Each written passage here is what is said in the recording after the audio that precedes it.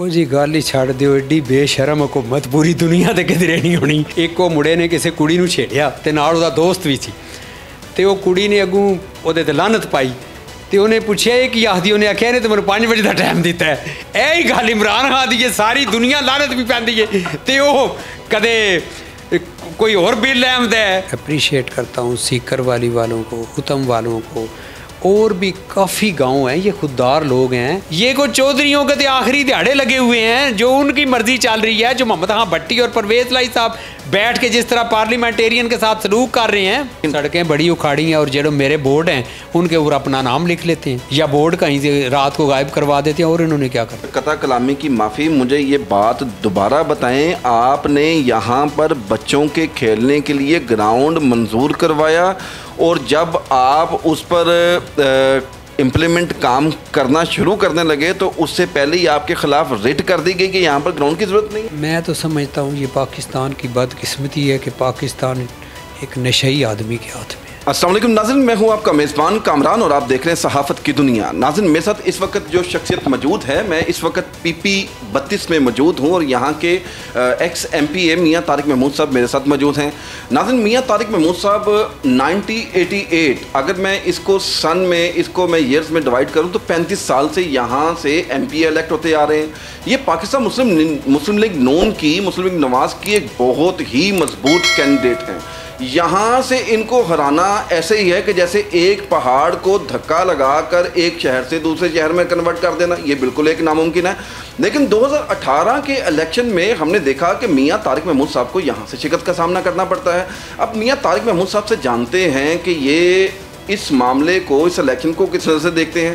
और इसके अलावा अजीम ये अब यहाँ से MPA तो नहीं है, लेकिन यहाँ की आवाम इन्हें डाई हार्ट नाज़रीन बहुत ज़्यादा प्यार करती है। यहाँ की आवाम इन्हें, इनसे ये भी जानने की कोशिश करते हैं कि हारने के बावजूद भी यहाँ पर जो अवामी मसाइल हैं उन पर इनकी नज़र है कि नहीं है। हम बात करते हैं मियाँ तारिक महमूद साहब से। अस्सलाम वालेकुम सर।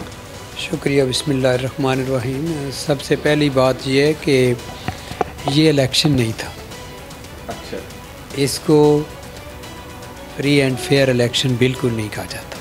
सबसे पहली बात यह है कि ये बड़ी प्लानिंग के तहत जो मेरी सीट है इसको हराया गया, बहुत हाई लेवल की प्लानिंग के तहत। उसमें देखें, इस दफ़ा 2018 के इलेक्शन में गुजरात की MPA की एक सीट कम हो गई। उसमें जो सबसे ज़्यादा टारगेट किया गया वो मैं था कि जिसका पता था कि इसे हराया नहीं जा सकता। उन्होंने ये, मेरी जो कॉन्स्टिट्यूएंसी थी वो डिंगा से गुजरात की तरफ थी, डिंगा से कुंजा की तरफ थी। जिधर हमारी मजबूत कॉन्स्टिट्यूएंसी थी ना, वो इलाका उतार के नो यूनियन कौंसिल ये चौधरी परवेज़ लाई साहब ने अपनी कॉन्स्टिट्यूएंसी में डलवा ली। और ये खारियाँ शहर और खारियाँ कैंट कभी भी मेरी कॉन्स्टिट्यूएंसी में नहीं रहा। डिंगा और खारियाँ की तरफ मेरी कॉन्स्टिट्यूएंसी बढ़ा दी गई, नंबर 1। दूसरी बात यह है कि आपने शायद उस दिन TV में देखा होगा, 11 बजे तक तो मैं जीत रहा था। 11 बजे के बाद आप ये सोचिए कि RO का दफ्तर खारियाँ में है और कैंट का रिज़ल्ट, मंडीर का रिज़ल्ट, दौरिये का रिज़ल्ट ये दूसरे दिन आए। कभी ऐसा हो सकता है कि वॉकिंग डिस्टेंस पे ऊपर कैंट से अगर खारियाँ RO के दफ्तर में रिज़ल्ट देना है, मंडीर से देना है और दौरिया से देना है तो कितना दूर है। और हुआ ये कि अगर मेरा फ़र्क बनता है 3000 वोट का, तो मेरे 8000 वोट रिजेक्ट कर दिए गए, शेर के सामने बल्ले के ऊपर मोहर लगा दी गई ताकि ये कुछ भी ना कर सकें। आज वो बड़े हैरान कुन आते हैं कि यार इन्होंने रिट करनी, जब आपको पता है कि आपके जो बेल्ट पेपर थे वो अपनी मर्ज़ी से ले के कहीं जाके उनके ऊपर डबल मोहरें लगा के उन्हें रिजेक्ट कर दिया है। जब भी खोलेंगे क्या आएगा? जब मैं RO के दफ्तर रात को गया तो उन्होंने कहा जी आपको क्या फ़िक्र है। जब मैं सुबह गया हूँ तो जितने बैग आ रहे थे सारे फुले थे। और इंतहा की बात यह, जब मैं दरवाजे से अंदर आया तो आर्मी खड़ी हुई थी। बाहर तो आर्मी का कोई काम था, लेकिन RO के दफ्तर में क्या काम था? चारों तरफ खड़ी हुई थी, हर बंदे की वो बंदूक मेरी तरफ थी। हम हैरान थे कि इस हद तक हमारे साथ ज्यादती हो। मैंने कहा ये खुले बैग आ रहे हैं। RO साहब, जज साहब थे, वो कहते हैं मियाँ साहब बैठे, एक मैं बैग देखता हूँ। वो बैग में से उन्होंने रिजेक्टर बोर्ड लगाए, जितने रिजेक्टेड वोट निकाले वो सारे के सारे PMLN के थे और आगे बल्ले की मोहर लगी हुई थी, रिजेक्ट किए हुए थे। इसका मतलब है कि जितने भी वोटों से मैं जीता इतने ही रिजेक्ट करने थे उन्होंने। मेरी सीट वो है जो हिस्ट्री इसकी ये है कि कभी ऐसा नहीं हो सकता जो आपने बात की है। आप देखें, एक तो मेरी कॉन्स्टिट्यूएंसी वो जिसमें से मैं MPA था, जो आपकी बात है कि लोग मेरे साथ हैं आज भी। आप पूरे हल्के में फिरे, जो मेरा पहला हल्का है और नया हल्का भी। और ये तो बड़ा उन्होंने फैसला किया हुआ था कि वो सीटें जिनकी वजह से पंजाब गवर्नमेंट बननी थी सूबे में हमारी, उनमें से मेरी भी वो सीट है जिसको उन्होंने हरा के तो वो अपना टारगेट पूरा कर लिया। अच्छा मियां साहब, मुझे जहाँ तक समझ आ रही है, आपके कहने का मकसद ये है कि एक तो पहले इन्होंने हरबा ये इस्तेमाल किया कि इलेक्शन से पहले आपका हल्का ही चेंज कर दिया, जहाँ पर आपके कसीर तादाद में वोट थे उसको PP 32 से जुदा कर दिया गया। अच्छा, जब उसके बाद वजूद आपने अपनी कंपेन के जरिए आपने नए हल्के में अपने वोट आपने क्रिएट किए, लोगों के पास आप गए, तो उसके बाद इन्होंने आपके वोट रिजेक्ट करवा दिए। मैं कहता हूँ आप देखें, ये तो लास्ट पे हुआ जब मैं जीत गया, तो सारा कुछ करने के बाद भी हम जीत गए। और एक ये डिंगा मेरा शहर है, मैं कभी शहर में 10-12 हज़ार से कम लीड नहीं जीता। आप देखें कि जो शहर के लोग थे, पता था जिसने भी अंदर जाना है उसने मोहर शेर पे लगानी है, तो वो बंद कर दिए गए जो पोलिंग स्टेशन थे। लोगों जो वोट डालने जाते थे, लोगों को इतनी देर बाहर खड़ा किया जाता था। और सारी जो इसमें मुलव्वस था, अमला भी, आर्मी भी, सारे लोग बाहर खड़े हुए थे। जिसके उधर शेर का लगा होता उसके बाहर हो जाओ। भरपूर किस्म की जो है ना वो मेरे इलेक्शन में धांधली हुई है। आज इलेक्शन करा लें, आपको रिजल्ट सामने आ जाएगा। अच्छा जी, ये मियां साहब का चैलेंज है जी, आप सुबह इलेक्शन करवाएं और आप करा लें, सारी बात सामने आ जाएगी। लेकिन अभी गवर्नमेंट मानेगी नहीं, चले उसकी मर्जी। गवर्नमेंट जिन्हें चोरी की थी वो कदे मनता है छो। अच्छा मियां साहब, एक तो मुझे ये बताएं कि ठीक है आप शिकस्त को आपने तस्लीम भी किया, नहीं वो करता क्या, जब देखें तस्लीम तो हम आज भी नहीं कर रहे, मैं तो चैलेंज करता हूँ मैं। लेकिन सवाल पैदा होता है कि जब इस तरह की सूरत हाल हो, आप देखें कि आपका डिफरेंस कितना है, आप हार कितने वोटों से रहे हैं और आपके रिजेक्ट कितने वोट कर दिए। इसका मतलब है और भी 1000 का फ़र्क होता तो वो भी निकाल देते। ये वो इलेक्शन है जिसको किसी सूरत में भी आप देखें। मैंने जो आपसे बातें की है, मैंने कहा 11 बजे तक तो मैं जीत रहा था रात, और उसके बाद जो नज़दीक के पोलिंग स्टेशन थे, खारियाँ में RO का दफ्तर है, उसके नज़दीक के सारे पोलिंग स्टेशन गैप कर दिए गए और रिज़ल्ट चेंज करके सुबह खुले बैग RO को दिया। RO ने एक दफ़ा कहा कि ये क्या हो रहा है, तो पीछे 2 साहब ऊपर खड़े हुए थे वर्दी में। अच्छा मियां साहब, जैसा कि आप मुझे बता रहे हैं कि उस वक्त के रिटर्निंग ऑफिसर जहां पर आप मौजूद थे और आप उन्हें दिखा रहे हैं कि देखें ये सील नहीं लगी हुई बैगों पर, ये खुले बैग आ रहे हैं, वो साहब कौन थे? सिविल जज थे एजाज साहब, उनके साथ एक और भी जज साहब बैठे हुए थे, वो खातून थी। और उन्होंने मुझे खुद बताया है, कहते हैं वो बैठ जाएं ज़रा देख जाएं, मैं रिजेक्टेड वोट आपको सिर्फ दिखाना चाहिए। रिजेक्टेड वोट दिखाए तो वो सारे वो वोट थे कि शेर के ऊपर बल्ले की मोहर लगी हुई थी। इतने पागल लोग हो गए मेरी कॉन्स्टिट्यूएंसी के, शेर को भी वोट दे जाएं और बल्ले को भी दे जाएं। असल में वो हल्का नहीं था ना। अच्छा मियां साहब, मुझे काइंडली एक और चीज़ आप मुझे बताएं कि मियां साहब इक़्तिदार में इस वक्त आप नहीं हैं, लेकिन इक़्तिदार में ना रहते हुए भी अवाम के मसाइल पर आपकी नज़र रहती है? हाँ, क्यों नहीं रहती। और इस वक्त अवाम आपकी महंगाई से बहुत परेशान। आप यकीन जानेंगे कि पिछले 30 सालों में जो कुछ हुआ, इन 3 सालों ने उन 30 सालों का कितना फ़र्क निकाला। आप देखिए, किसी तरफ भी देख लें, कर्ज़े देख लें, जो 30 सालों में पाकिस्तान के कर्ज़े थे, ये 3 सालों में उससे डबल से ऊपर चले गए। महंगाई की हालत देख लें। आज आप सोचिए ज़रा, मैं आपको ये बताता हूँ कि एक गरीब आदमी ने मेडिसिन लेनी है। हमारा दौर था, ये डिंगा में आप कहते हैं यहाँ से कहीं ट्रैवल करना पड़े, यहाँ से ट्रैवल करने की ज़रूरत नहीं थी। यहाँ तहसील लेवल हेडक्वार्टर हॉस्पिटल मौजूद है जो मैंने बनाया, अभी जाके देख लें। और उसमें 35 सीटें हैं, 35-36 सीटें डॉक्टरों की, और 24 आवर्स मेरे हल्के में 3 हॉस्पिटल, और मेडिसन कभी ख़त्म ही नहीं हुई। शहबाज शरीफ के दौर में आप सोच नहीं सकते कि किसी गरीब आदमी को वो जाए उसे मेडिसन ना मिले। मेडिसन कम से कम 15-20 दिन महीने की पड़ी होती, मैं तो समझता हूँ ये पाकिस्तान की बदकिस्मती है कि पाकिस्तान एक नशई आदमी के हाथ में है। उसे पता ही नहीं कि पाकिस्तान के साथ क्या हो रहा है। वो अपने नशे में धोता है कि मैं इक़्तिदार में रहूँ, ये मुल्क रहे या ना रहे। आज आपकी करेंसी कहाँ है? इंडिया के मुकाबले में आपकी करेंसी कहाँ है? ये कह देना कि रेट उनका और हमारा महंगाई, ये तो मैं समझता हूँ वही मैंने जो पहले बात की, होश ही नहीं। जिस मुल्क के वज़ीर आज़म को इतनी होश नहीं कि चलो मान लिया कि आपसे गलती हो गई है, मुल्क तबाही की तरफ ले गया, आपने कितने वज़ीर ख़जाना चेंज किए हैं, एडमिनिस्ट्रेटिव लाइफ पे आ जाएँ तो आपने IG कितने चेंज किए, चीफ सेक्रेटरी कितने चेंज किए, वज़ीर ख़जाना कितने चेंज किए। आप तो वो हैं जिन्होंने, आपके हाथ में आज स्टेट बैंक ही नहीं है। ये वो आदमी था जो लोगों को कहता था मैं खुदकशी कर लूँगा, IMF के पास नहीं जाऊँगा। ये तो कहते थे हम बाहर से ये लूटी हुई दौलत लाएंगे और IMF के मुंह पे मारेंगे। किधर हैं वो? अच्छा मीर साहब, मुझे काइंडली ये भी बताएं कि एक तरफ तो अवाम गुर्बत और बेरोज़गारी की लपेट में आई हुई है और दूसरी साइड पर जो गवर्नमेंट है वो बायोमेट्रिक मुल्क में इलेक्शन करवाने की सोच रही है कि यहाँ पर इलेक्ट्रॉनिक मशीनें हो, बायोमेट्रिक तरीके से अपना वोट डाला जाए।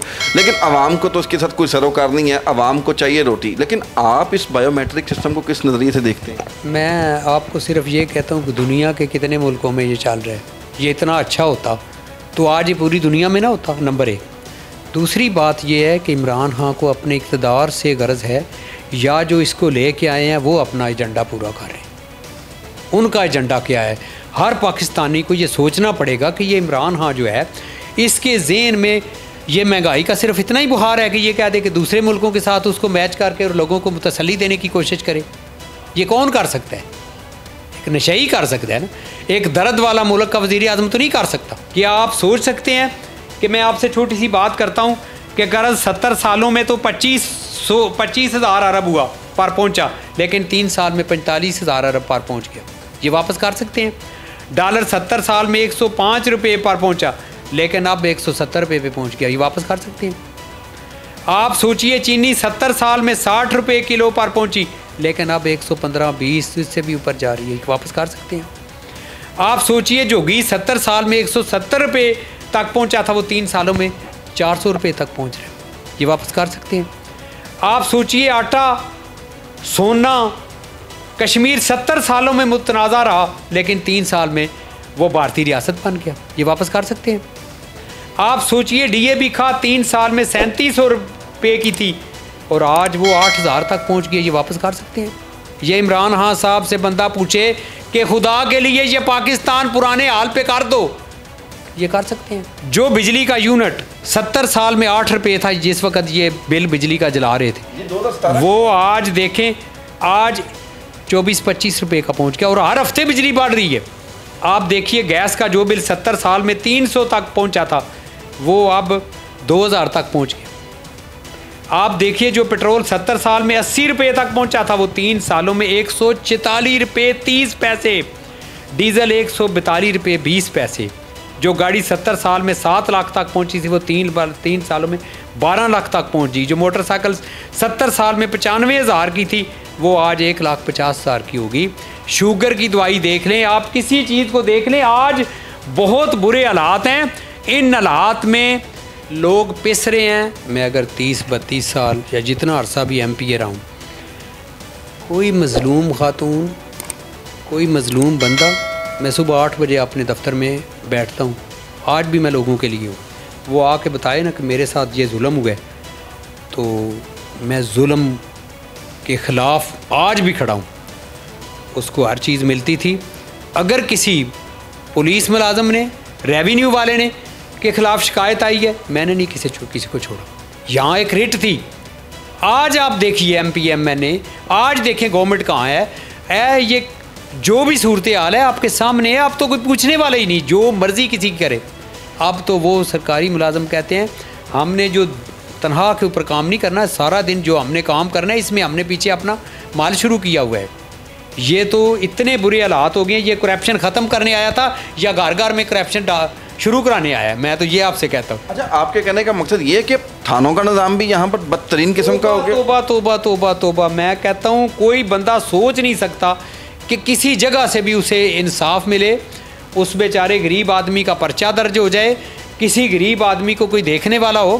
लेकिन सवाल ये पैदा होता है इस ज़िला में कोई भी ऐसा कोई हीनियस क्राइम हुआ है तो मैंने उसका कॉल अटेंशन नोटिस जितना अरसा मैं MPA रहा हूँ मैंने दिया और उसका रिज़ल्ट आया। जब यहाँ बोलने वाला ही कोई ना होगा, यहाँ तो ज़ुबानें बंद करके असम्बली में ले जाया गया है। यहाँ कभी भी हम गवर्नमेंट चाहे हमारी अपनी थी, हम सच्ची बात करते थे।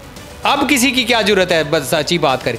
ये पिछले दिनों जो इनके इत्तेहादी हैं ये क्या कह रहे थे और आज आराम से सारा कुछ उनके साथ होके पास करके आ गए। ये कुछ चौधरियों के तो आखिरी दिहाड़े लगे हुए हैं, जो उनकी मर्जी चल रही है, जो मोहम्मद खां भट्टी और परवेज़ लाई साहब बैठ के जिस तरह पार्लियामेंटेरियन के साथ सलूक कर रहे हैं और इमरान खां को आराम से आंखें दिखाते हैं और अपनी मर्जी करवा लेते हैं। जिधर से मर्जी मनसूबे ले लें, यूनिवर्सिटियों के बिल पास कर लें, जो मर्जी कर लें। और वो जो लैंग्वेज इस्तेमाल करता है आप यकीन जाने कि मैं हैरान हूँ कि पार्लियामेंटेरियन के साथ ये कुछ हो रहा है। अच्छा मियाँ साहब, मैं देख रहा हूँ कि इस कदर महंगाई के बावजूद भी गवर्नमेंट कह रही है कि अगले 5 साल भी हमारे हैं। इस पर क्या कहेंगे आप? ओ जी गल ही छड़ दिओ, एडी बेशरम हुकूमत पूरी दुनिया ते किधरे नहीं होनी। ऐदी ते ओही मिसाल है जिस तरह एक वो मुड़े ने किसी कुड़ी नूं छेड़िया ते नाल उहदा दोस्त भी सी ते वो कुड़ी ने अगू उहदे ते लानत पाई ते उन्हें पूछा कि आखदी, उन्हें आख्या ने तो मैं 5 बजे का टाइम दिता है। यही गल इमरान खान दी है, सारी दुनिया लानत भी पैंदी है ते वो कदे कोई होर बिल लै आंदा है। वो कहंदा मैं लोगों की नज़र लोगों की तवज्जो हटाओ।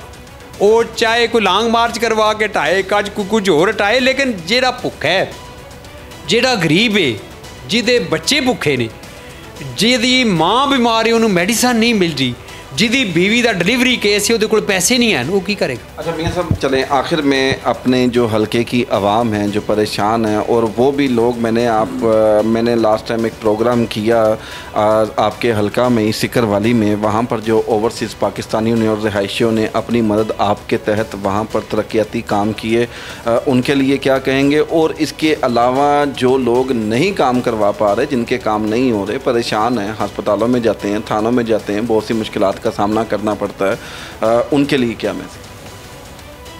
बड़ा मैं उनको अप्रिशिएट करता हूँ, सीकर वाली वालों को, उत्तम वालों को, और भी काफ़ी गांव हैं, ये खुददार लोग हैं, इन्होंने मेरे साथ काम किया है। ये आते थे तो ये इनका काम इन्हें दोबारा कहना नहीं पड़ता था।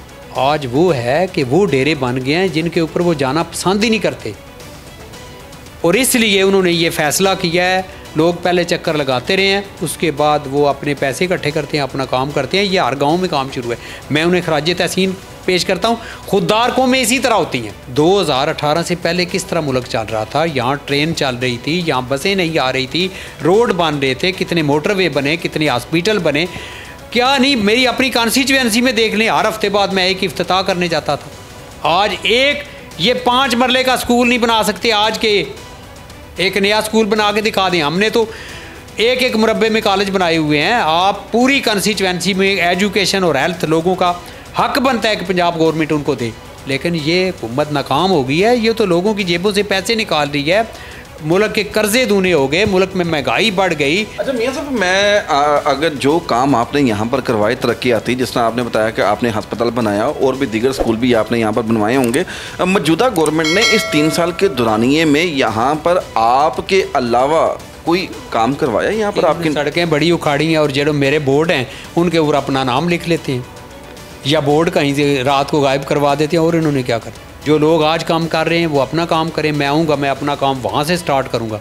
ये देखें, यहाँ पे एक स्टेडियम बन रहा था और स्टेडियम की ज़मीन ख़रीद ली गई थी, ज़मीन एक्वायर हो गई थी, एसी के अकाउंट में पैसे पड़े हुए थे, मैं फ़ंड रिलीज़ करा के उसके अकाउंट में पड़े हुए थे, और बजाय वो ज़मींदारों को पैसे देता और वहाँ पर ग्राउंड शुरू कराते, इन्होंने रेट करवा के हाई कोर्ट में जाके बयान दे दिया कि यहाँ से ज़रूरत ही नहीं है। ये रेट की किसने? रेट जिनकी ज़मीन में बन रही थी ना, उनमें से कुछ लोगों ने कर दी ना, सियासी तौर पे ये हुई।